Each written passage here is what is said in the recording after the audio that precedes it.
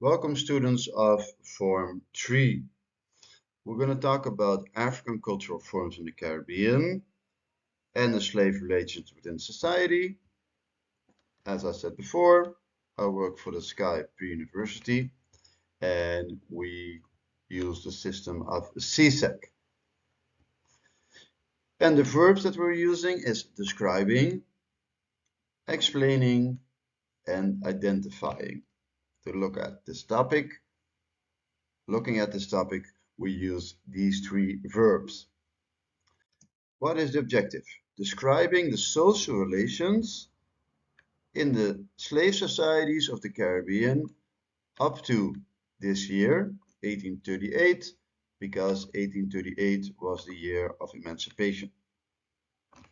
So this ended slavery and it created another society that was still very influenced by slave society, but also different. So we're going to look at until the year 1838. The question, the objective. Describe in at least 9 extensive phrases. So look at your language, look at your grammar, look at your spelling, our color, occupation, the job you did, and legal status.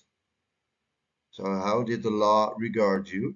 Grouped all people in the Caribbean up to the year 1838, like we said before. So until then, up to this year. And if you want to search for information, you can look at page 38 of your study guide or page 58 till 60 of your Caribbean History for CSEC book.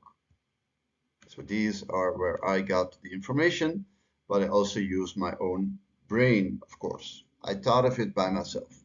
Let's look at the answer in 3 parts. Part 1. People were grouped in the Caribbean by the color of their skin, because only whites could hold political office in the assemblies. So they had parliaments of the islands, the so-called lower house, but only whites could take part in these.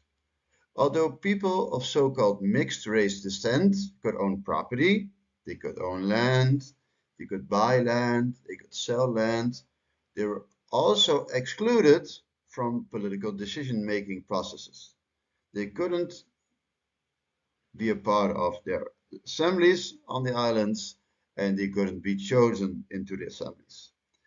There were enormous differences in punishments of whites and non-whites. In other words, and I refer back to the question here, based on skin color, this was also connected to the occupations people could have. Yes, occupations and color. So refer back to the question here.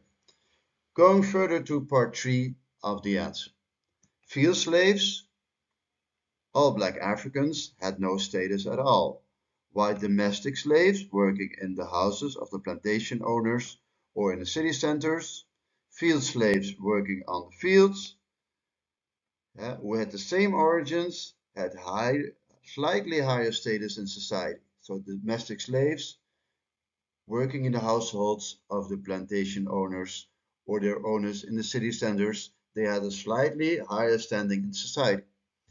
Like I wrote before, mixed race people and freed Africans could own property. Still, the color of their skin determined their legal status. Yes, still, the color of their skin determined their legal status.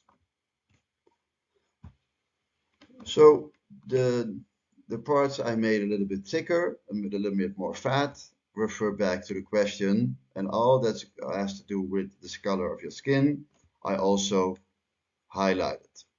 As you can see, for instance, here or here or here, I highlighted those parts. I hope you found this answer helpful in how you gotta approach the questions, and also how I refer back to the 1, the 2, and the 3 parts, the third part that has to be connected into your answer. If you have questions, please ask them below. If you want to subscribe, that's also possible to do that below. If you have a remark or a question that you want to ask in person, do that in class, or even you can use this year Google Classroom for that. Have a nice day, and I'll see you soon.